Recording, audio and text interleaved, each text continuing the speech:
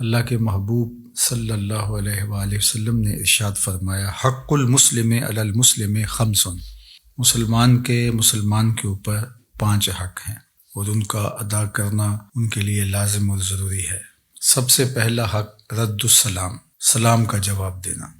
جب کوئی السلام علیکم کہے تو اس کا جواب وعلیکم السلام سے دیا جائے۔ ورحمۃ اللہ وبرکاتہ اگر کہا جائے تو یہ ایک احسن طریقہ ہے سلام کے جواب کا۔ حتیٰ کہ اگر کوئی مکتوب لکھے، کوئی خط لکھے، یا آج کل یہ جدید ذرائع ہیں میسج کے، تو اس کے ذریعے کسی کو سلام لکھے تو اس کا بھی وہ جواب دے۔ اللہ کے محبوب نے ہمیں سلام پھیلانے کی ترغیب دی ہے، افشوا السلام، فرمایا کہ سلام کو پھیلاؤ۔ چونکہ سلام میں ہم ایک دوسرے کو ضمانت دے رہے ہوتے ہیں، السلام علیکم، تمہیں سلامتی ہو۔ تو جب میں یا آپ کسی کو یہ کہہ رہے ہوتے ہیں تو گویا ہم اپنی جانب سے اسے اطمینان دلا رہے ہوتے ہیں کہ تیری عزت، تیری آبرو، تیرا مال، تیری جان میری جانب سے محفوظ ہے۔ تو وہ آگے سے کہتا وعلیکم السلام، میرے بھائی اگر تیرے یہ جذبات ہیں اور تو مجھے سلامتی کی ضمانت دے رہا ہے تو وعلیکم السلام، میری جانب سے تمہیں بھی ضمانت ہوئی کہ تیری عزت، تیری آبرو، تیرا مال میرے سے محفوظ ہے۔ تو گویا یہ تحیت المسلم جو سلام کی صورت میں ہمیں رواج دینے کا، عام کرنے کا کہا گیا ہے، تو یہ ایک مطمئن اور پرامن معاشرت کی تشکیل کا ذریعہ ہے۔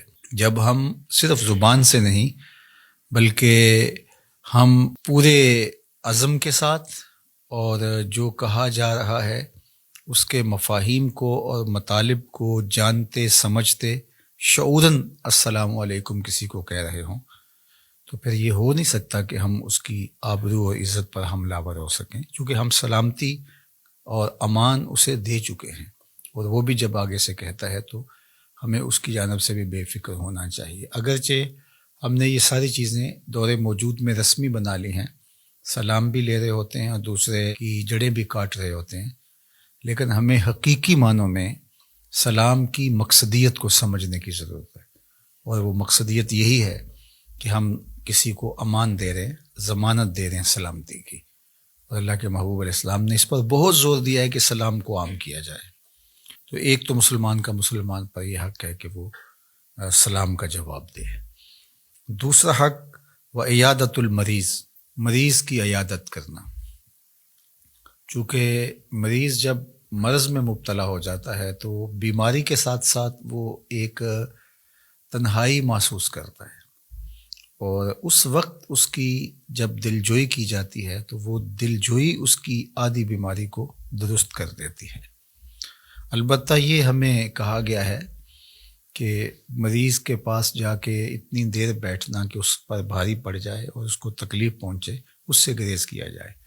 افضل العیادہ سرعۃ القیام، سب سے افضل عیادت یہ ہے کہ بہت کم وقت مریض کے پاس بیٹھا جائے، جلدی اٹھ کے آپ چلے جائیں۔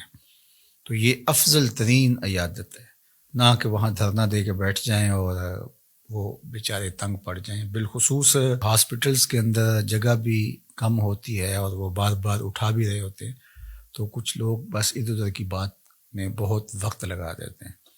جائیں، دلجوئی کریں اور دعائیں دیں، اور اللہ کے حضور بھی ملتجی ہوں کہ اللہ اسے اپنی جناب سے کامل شفا اور اپنی رحمتیں اس کا مقسوم فرما۔ تو دوسرا حق مسلمان کا مسلمان پر یہ ہے کہ عیادت المریض، اور تیسرا حق یہ ہے واتباع الجنائز، وہ جنازے میں حاضر ہونا۔ اگر کوئی فوت ہو جاتا ہے، انتقال کر جاتا ہے، تو ارشاد فرمایا تیسرا حق مسلمان کا واتباع الجنائز، جنازوں کے اندر شامل ہونا ہے۔ جتنے قدم جنازوں میں شامل ہوا جاتا ہے اتنے قدم نیکیاں اور گناہوں کی معافی اور اللہ کی رحمتوں کا حصول ہوتا ہے، اور یہ مسلمان کا مسلمان پہ حق ہے۔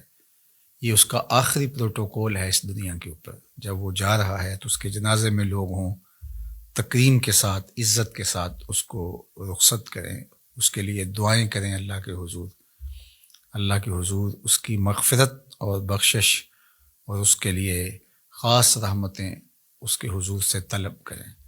اور یہ بات ذہن میں رکھیں کہ جب ہم جنازے کی دعا پڑھتے ہیں تو یہ صرف مرنے والے کے لیے نہیں پڑھتے، یہ اپنے لیے بھی ہم اللہ سے بخشش مانگ رہے ہوتے ہیں۔ اللہ مغفر لحینا و میتنا، مرنے والے کے لیے تو بعد میں مانگ رہے ہوتے ہیں، پہلے ہم اپنے لیے اللہ سے غفران و رحمت کی آرزو کر رہے ہوتے ہیں۔ تو اگر ہماری دعاؤں سے مرنے والے کی مغفرت ہوتی ہے تو ہماری پہلے ہو جاتی ہے۔ تو اس لیے جنازوں میں شامل ہو کر کے اور ان لوگوں کو سپرد خاک کرنے کی سعادت ہمیں پانی چاہیے۔ علماء نے یہ لکھا ہے کہ اگر کوئی شخص جنازے سے ہی واپس آنا چاہے تو وہ وارثوں سے اجازت لے کے واپس آئے، اور اگر وہ قبر تک گیا ہے تو پھر واپس آتے ہوئے اس کو وارثوں سے اجازت لینے کی ضرورت نہیں ہے۔ تو یہ مسلمان کے اوپر تیسرا حق ہے جو حدیث پاک میں بیان فرمایا گیا۔ چوتھا حق مسلمان پر و اجابت الدعوہ، دعوت کو قبول کرنا۔ شادی کی دعوت ہے، ولیمے کی دعوت ہے تو اس کو قبول کیا جائے۔ ہاں علماء نے کہا کہ اگر اس میں منکرات ہوں، کوئی خرافات وہاں ہوں تو ایسی دعوت کو رد کر دینا چاہیے، یا آپ کی پہلے سے کوئی مصروفیت ہے کہ آپ اس دعوت کو قبول نہیں کر سکتے ہیں، چونکہ وہ پہلے سے طے شدہ آپ کا جو شیڈول ہے وہ متاثر ہوگا، اور آپ کے وعدے اور آپ کی مصروفیات طے شدہ پہلے سے ہے، تو پھر بھی اچھے طریقے کے ساتھ معذرت کی جائے، اور اگر وقت ہو تو پھر ضرور جانا چاہیے۔ وقت نہیں ہے تو پھر ایک معقول عذر ہے، اور اگر وقت ہے بھی تو پھر بھی نہ جانا یہ تکبر کے زمرے میں آ جاتا ہے۔ تو مومن کی دعوت کو قبول کرنا چاہیے، یہ مسلمان کے اوپر چوتھا حق ہے۔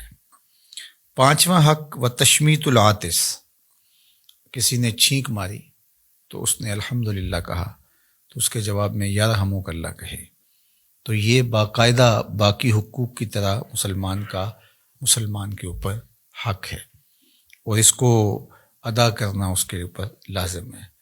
جو حضرت ابو ہریرہ رضی اللہ تعالیٰ عنہ سے دوسری روایت صحیح مسلم میں ہے، اس میں جو ایک چھٹا حق بیان کیا گیا ہے وہ یہ ہے وَإِذَا اسْتَنصَحَكَ فَانصَحْ، کہ اگر تم سے وہ کوئی نصیحت طلب کرے، کوئی مشورہ مانگے تو تم اس کو اچھا مشورہ دو، اس کو نصیحت کرو، اس کی خیر خواہی کرو، اور وہ پورے خلوص کے ساتھ تم اس کی دلجوئی بھی کرو، اور جو تم سمجھتے ہو اس کو ضرور اچھا مشورہ دو۔ اس میں یہ بات بھی سمجھنی چاہیے کہ اگر آپ کسی معاملے میں مہارت نہیں رکھتے تو کسی ماہر کی طرف اس کو منتقل کریں۔ بعض اوقات یہ ہے کہ مجھے پتہ نہیں ہے اور کسی نے کسی معاملے میں مجھ سے کوئی نصیحت طلب کی یا کوئی مشورہ مانگا، تو میں نے یہ سمجھا کہ اب میرے اوپر لازم ہے، اور میں نے جو میرے ذہن میں آیا میں نے اس کو بتا دیا، تو اس کا نقصان ہو سکتا ہے۔